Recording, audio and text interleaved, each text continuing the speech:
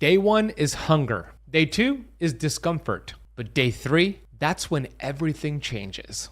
Your body stops burning food and starts burning visceral fat. Most people quit before this shift kicks in, but I'm going to show you why that third day is the breakthrough and how to actually get to day 3 correctly and how it could change your life. Look, visceral fat is that unwanted, nasty, inflammatory white fat wrapping around your organs, your heart, your pancreas, your liver, your kidneys. It's not just cosmetic.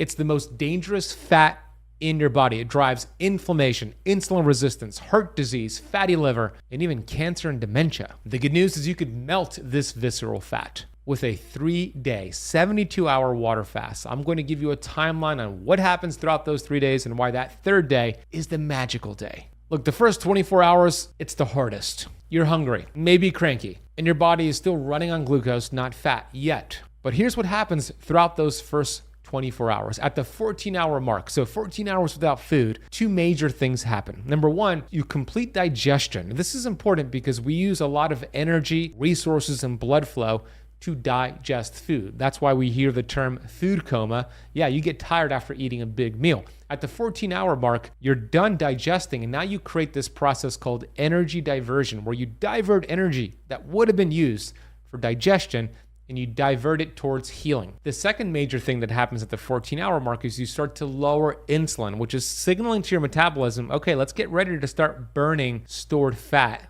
and eventually that visceral fat. Around the 18-hour mark of your fast, you start to activate, turn on, ramp up a process called autophagy. Autophagy is a cellular cleanup process that gets turned on around 18 hours of this fast, where your body, which is so smart, you have this innate intelligence in your cells that starts to look for cells that are damaged, not producing energy efficiently, not burning fat correctly, stuck burning sugar. And it's like Pac-Man, as you can see for those watching on YouTube, going within those cells, cleaning out the junk, getting rid of the trash. Your body is that smart, and this gets turned on, and it continues to increase throughout the 72-hour fast. At this point, you're also losing a lot of water weight. I've seen people lose 3 to 7 pounds within the first 24 hours, mostly water weight, which is a good thing. You look less puffy, feel less bloated, all good things. At the 24-hour mark of this fast, 24 hours without food, 2 amazing things start to happen. Number 1, your body starts to produce a really important hormone for burning visceral fat and anti-aging you called HGH, human growth hormone. This hormone is so important and so powerful that celebrities pay thousands of dollars every month to their doctors to get human growth hormone injected into them. There's a problem with that because it signals to your body, when you get it injected, it signals to your body, stop producing as much. We're getting it from an outside source. Well, you don't have that issue with a 24-hour fast because your body actually ramps it up. Studies show there's a 2,000% increase in human growth hormone 24 hours into a fast in men, and a 1,300% increase in human growth hormone in women 24 hours without food. The second thing happening at the 24-hour mark is a production in your brain of something called BDNF, brain-derived neurotropic factor. This is brain fertilizer, miracle grow for the brain. It helps you actually stay more focused and sharp. Your hunger starts to drop a little bit at this point as well. You're going to be hungrier as you start the fast. It should start to dissipate 24 hours in. Now, visceral fat hasn't been touched yet, but the metabolic stage is being set, which then brings us to day 2 of the 72-hour fast. There's some more discomfort and a metabolic switch that occurs here. You see, at this point, your glycogen stores, this is where your body stores sugar in your liver and muscle cells. This should be depleted, and it's forcing your body to switch fuel sources from sugar, from food, to body fat, belly fat, stored fat on your body. So at this point, your body starts using stored fat for energy. Those fatty acids from your body fat, your love handles, your stomach, is now sent to your liver. Your liver uses it as a fuel source, and then it starts producing ketones. Ketones then fuel the brain, fuel your muscle, fuel your body. It's anti-inflammatory. It actually helps your cells produce more energy, which helps you burn more calories just sitting on the couch, and you also feel more energized. So you might feel a little tired and groggy until you make this shift where ketones are being flooded in your bloodstream. So keep in mind, at this point, 24 hours, 30 hours in, your liver starts to become the command center producing those ketones, fueling your body. About 36 hours without food, you're going to notice more fat loss, more weight loss. Yeah, some of it is water weight, but some of it is also body fat from your body because your body's crushing those fat cells, using it for energy. So you're going to look leaner and the scale's also going to go down. 48 hours without food. You're about to enter day 3. Now, before you get into day 3, which is where the magic happens, something else amazing happens at the 48-hour mark. It's called a dopamine reset. Look, a lot of people, this might be you, struggle with happiness, joy, gratitude, and you might even struggle with addiction, depression. I know I did for many, many years. It's because you have something called dopamine resistance. There are dopamine hits everywhere, from processed junk food and sugar to your social media on your phone to doom scrolling on social media all day long. There was an article that I read that showed the average person scrolls on their phone enough times in a day to climb the Empire State Building. It's dopamine hit after dopamine hit. And what happens is your brain has dopamine receptor sites. And the more you scream at it, but with all these dopamine hits throughout the years, the more that's produced. And eventually those receptor sites get burned out and it can't hear the message effectively. So you're not as happy, you're not as satisfied. You need more sugar, you need more addictive behaviors essentially. So 48 hours without food, studies show you reset, or I should say you resensitize the D2 receptor sites in the brain, the dopamine receptor sites in the brain. So you start to actually experience more joy, more happiness, more gratitude, meaning less emotionally eating, less doom scrolling on social media. This is pretty cool. And it's a very important benefit to 2 days without food that most people don't realize. But you're here because you want to burn visceral fat, which leads us to day 3, where the magic happens. Now we entered the sweet spot. This is the day your body starts pulling fat from your organs, the visceral fat. You see, visceral fat mobilization is in full force by day 3. Your liver starts breaking down deep abdominal fat for energy and ketone production. This includes the fat around your pancreas, liver, kidneys, intestines, your heart. Inflammation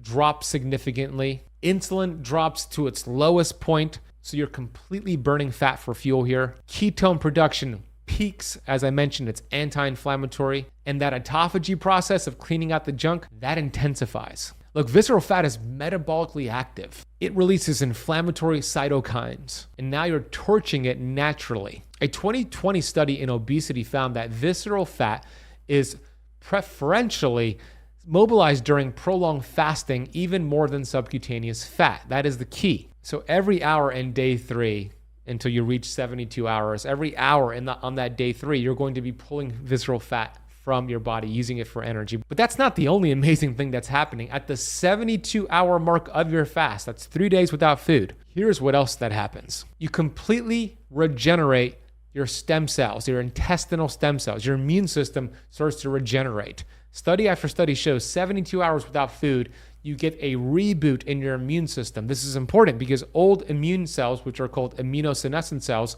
are cleared and your body starts producing fresh stem cells. This is great for autoimmunity, cancer prevention, and just long-term resilience.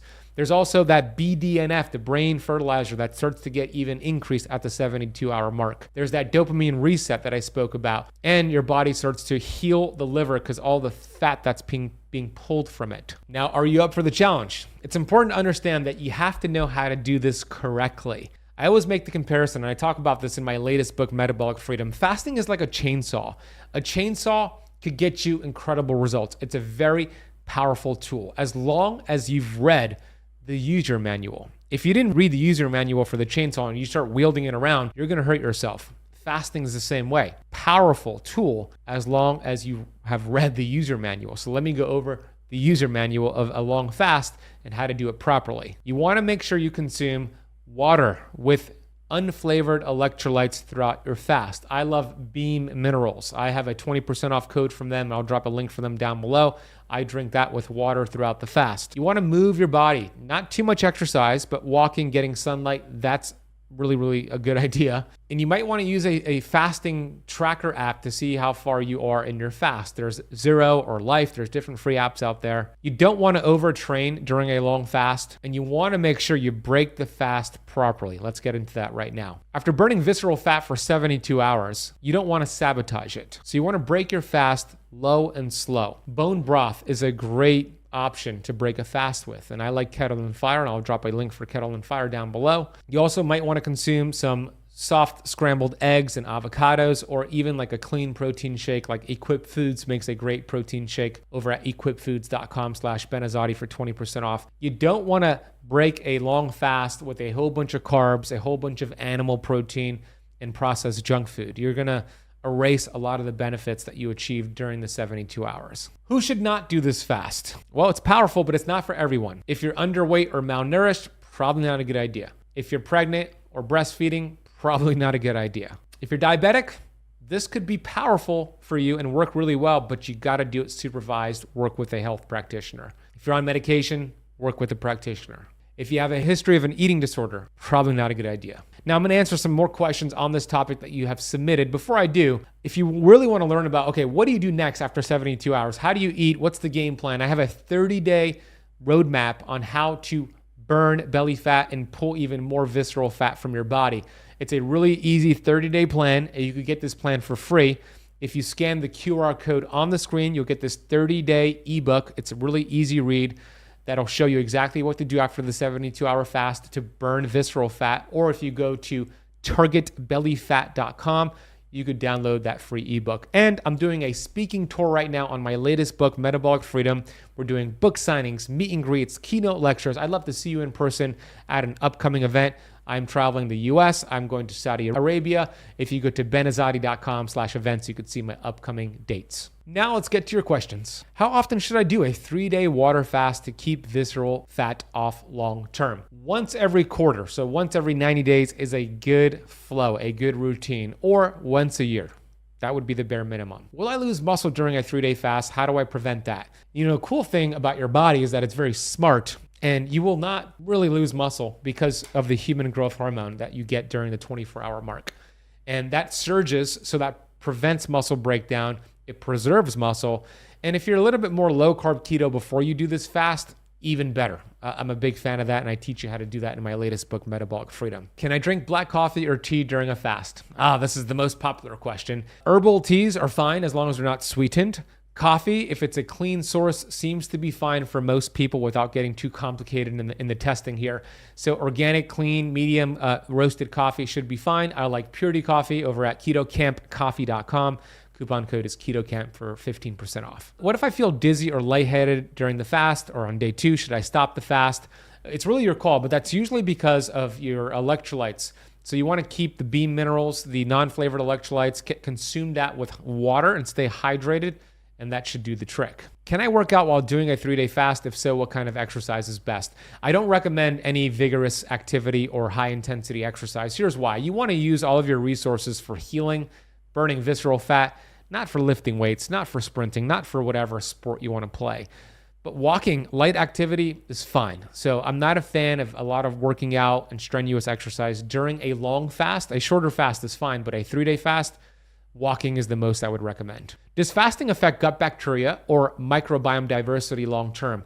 Yeah, it's one of the best ways to fix the gut, increase diversity. You starve down bad bacteria in your gut during a long fast, and then when you refeed, especially when you refeed with like kimchi, fermented foods like kefir, yogurt, you're going to feed the good guys. It's a great way to fix the gut. What labs or tests can confirm my visceral fat is going down? The most popular test is going to be something called a DEXA scan, and you could find somebody with a DEXA scan near you if you live in the United States, so I would look for that. There's some more advanced testing, what's called an MRI scan. I know my colleague, Dr. Sean O'Mara, believes in that. I do too. That's a little bit harder to get to, but those are the two primary ways to test. DEXA scan, MRI, visceral fat scan. Get it done. You might want to get it done before and after and see the amazing reduction in that visceral fat. Look, this works really well. I hope you're up for the challenge. I hope I addressed all the questions. If you have any other questions or comments, if you're watching on YouTube, put it down below. Maybe you share this episode with somebody you know and say, hey, let's go do this. Let's do a 72-hour fast together. Do it with community. It always works better. Thank you for watching. Thank you for listening. And if you love this lesson and if you want to learn more about belly fat and a simple protocol to burn belly fat, love handle, stomach fat, go watch a recent video I just published on this topic. I'll show you a clip from that video, then click the video on the screen, and I'll see you in that next lesson. And check out the notes of this lesson to see all the references I mentioned today. All right, see you in the next lesson. I'll be sharing with you a simple 7-step protocol that you will follow, and in 14 days, you will melt stubborn fat. It works whether you are brand new to trying to lose weight, you've hit a plateau, you've tried all these different diets and calories in versus calories out approach. All of these 7 steps are linked to each other. You have